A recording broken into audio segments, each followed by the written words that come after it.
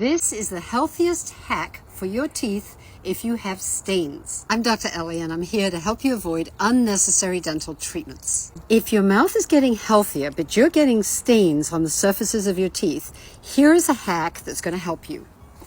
What you need is some granular xylitol. These are the crystals of xylitol, and you want about a half a teaspoon or half a packet if you get it as a packet, and put it out onto a dish like that.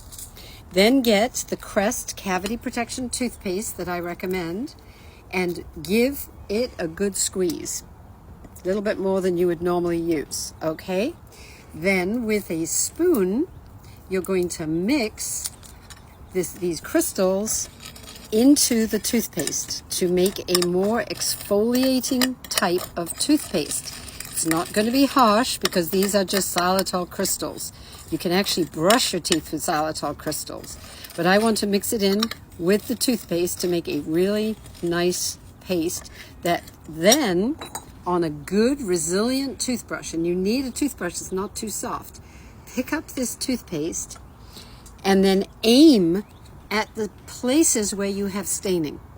And do this first thing in the morning, probably for 2 or 3 days, and you will find that staining goes away.